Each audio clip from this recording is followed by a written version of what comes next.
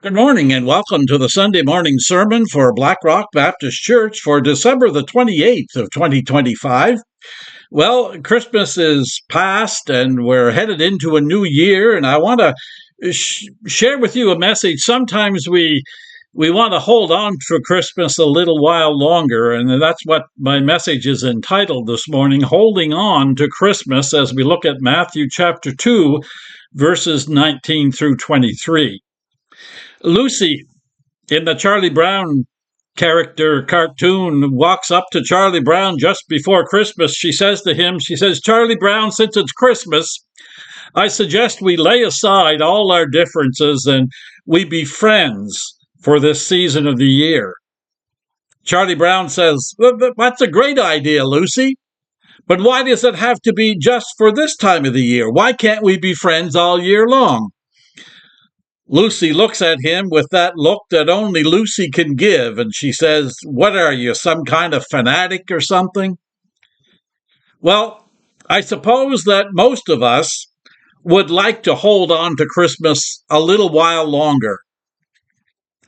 And we might be branded as fanatics by some people, but even though December 25th has come and gone, I'd like to see us hold on to the spirit of Christmas for just a little bit longer. Wouldn't it be wonderful if we actually started to practice the things that we hear and sing about at Christmas time, if we practice those things all year long? Wouldn't it be wonderful if we could take Christmas with us all the way into the new year that is before us? If all who talk about peace among men during December actually started to practice it and recruited others to practice it, think of how different our world would become. If all who talk about goodwill toward men would suddenly begin to be good to the people around them and recruited others to be the same, think of how different our world would become. Someone has compared Christmas to skydiving. Christmas is like that sense of freedom you feel when you jumped out of the airplane and you're free falling through the air and you feel the wind in your face and you can see the beauty of God's creation for miles around. But the earth is rushing towards you, and so you pull the ripcord. Your parachute jerks open, and as soon as you hit the ground, you hit it with a jolt. And for a few beautiful moments, you felt that wonderful exhilaration, and then plop, you're on the ground, and you're facing reality again. Back to the humdrum existence of everyday life. Is that what has happened with Christmas? Christmas is wonderful, and then plop, it's face to face with reality again. What about the shepherds who heard the angels and saw the baby Jesus? Did that Christmas make any difference in their lives? I'm convinced that their lives were never the same again. And what about the wise men who came to worship, who brought gifts of gold and frankincense and myrrh? Once they saw Jesus, their lives must have never been the same again. Well, Jesus makes all the difference. He makes all the difference in our home. Certainly, life was never the same again for Mary and Joseph. They now have a baby to take care of, and their lives were changed forever. And I remember when our first child was born, and I looked at her tiny little face and realized that I shared the responsibility of molding and forming her personality and guiding her to be what God wanted her to be. What an awesome responsibility. I imagine Mary and Joseph felt that same responsibility in a much greater way than any of us, because the child that they held in their arms was God's only begotten Son. They were responsible for raising God's child. What a tremendous responsibility they had. The late Irma Burbach, in her book, If Life is a Bowl of Cherries, Why Am I Always in the Pits? In that book, she recalled the legend of a church where the chimes rang miraculously whenever someone gave a generous gift. But the chimes haven't rung for a long time. Even though kings and other people had come to give gifts of gold and silver and precious gems, the chimes had not rung for a long, long time. But one Christmas Eve, a little peasant boy came down the aisle and knelt at the altar. And as he thought about the Christ child laying in the manger, he took off his tattered coat and laid it on the altar. And when he did, the chimes rang loud and joyously. Irma Bombach wrote, I've heard the chimes ring too. I remember a Christmas when one of my sons brought me a piece of tattered construction paper on which he had tried to draw a picture of praying hands, and underneath the picture he had written, "Oh, come, Holy Spit."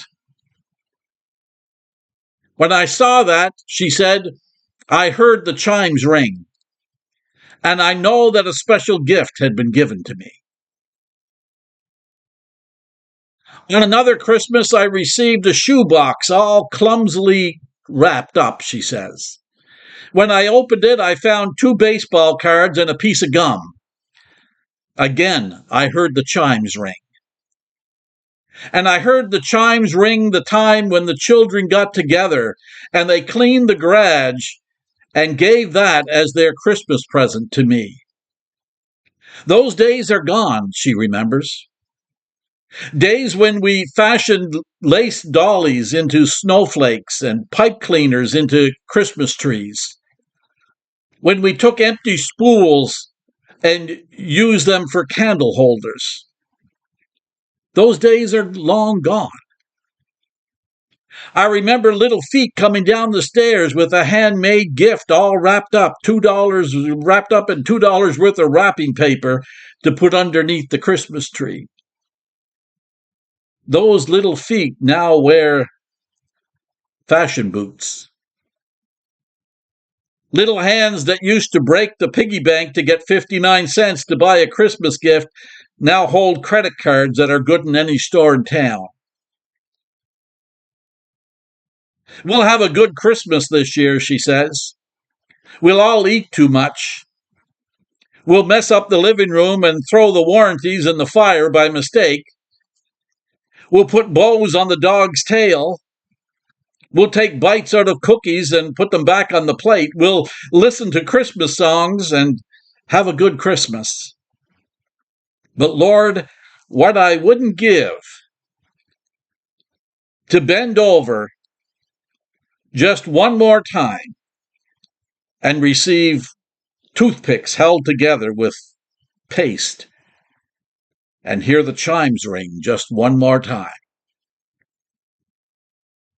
You see, our homes are important because it's at home that we not only talk about love and trust, but we learn to live with love and trust.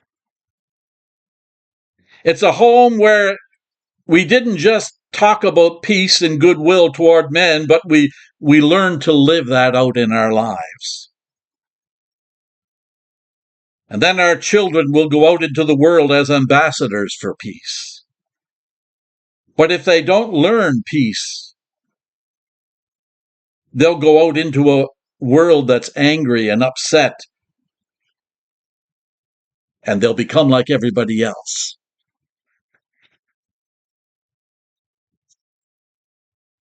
You see, home is the place where we mold and we fashion little people into big people who will one day mold and fashion the world of which they are a part. Wouldn't it be wonderful if all of us took the message of Christmas and made it a permanent part of our lives and put it into practice all year long? Jesus makes all the difference in the home. Jesus also makes all the difference in the world. Wouldn't it be something if we could take the message of Christmas wherever we went? Now, I know that that is not fashionable today. We're told that all the time that we can't mix church and state. But somehow we've got to put our religion in a box and take it out only on Sunday morning. You're not supposed to pray in school. You're not supposed to talk about God at work. But for many of us, it's extremely hard to do that. I really believe that if people have been touched by the message of Christmas, that they'll have to be a Christian everywhere. Rules and regulations may try to restrict us, but we need to take Christ with us wherever we go. Wouldn't it be wonderful if we could take Christ into the marketplace, into the workplace, into the school, wherever we might go, and not leave him in the manger? What a difference that would make. Jesus makes all the difference in the home, in the world, and thirdly, Jesus makes all the difference in our lives. If we take Christ into our homes, if we take Christ into our jobs and our schools and all our activities, then he becomes the solid foundation upon which we build our lives. There are people preaching what I believe is a false doctrine today that says that if you become a Christian, then God will take care of everything for you. You won't have to be concerned about anything because God will make you healthy, wealthy, and wise from that day on. Some are making that the foundation of their faith. And when it doesn't happen for them, they lose their faith. God never made us that promise. He didn't promise those things to Mary and Joseph. After Christmas came a lot of hardships for Mary and Joseph. They had to flee into Egypt for their lives. They had to live in a foreign land for an undetermined period of time. And finally, when they were able to come home to Nazareth, do you think that life for them was a bed of roses? I'm not sure that it was. They worked, they had to pay bills, they bought food, they went through the motions of life and the monotonies of life. They worried, they were anxious, they were afraid, like all of us. God never promised a rose garden to Joseph's family. In fact, someplace along the way, Joseph drops out of the scene. We don't know what happened to him. We don't know how or when he died. But somewhere along the way, somewhere along the line, Mary found herself without a husband, without a father for her children. And I'm sure life wasn't easy. It was hard. I wonder if she felt that God had forgotten all about her. How about us? We got problems too, don't we? We've shed tears. We've been touched by illness and hardship and the death of loved ones. We've faced financial difficulties. Life's not been easy. It's been hard. But Jesus in our lives is the one thing that makes all the difference. That gives us a solid foundation, the strength to endure and even to overcome. So the real work of Christmas is just starting now. Christmas is not over. It's just now starting. Howard Thurman wrote, "When the song of the angels is stilled, when the star in the sky is gone, when the kings and the princes are home, when the shepherds are back with their flocks, then the real work of Christmas begins." To find the lost, to heal the broken, to feed the hungry, to visit the prisoner, to rebuild a nation, to bring peace among brothers and sisters, to make music in the heart. That's the work of Christmas. Yes, we'll take down the Christmas tree and put the decorations back in the storage room for another year. All of the presents will be unwrapped and the suspense has ended. But may the music linger. May the songs of peace and goodwill forever be in our hearts.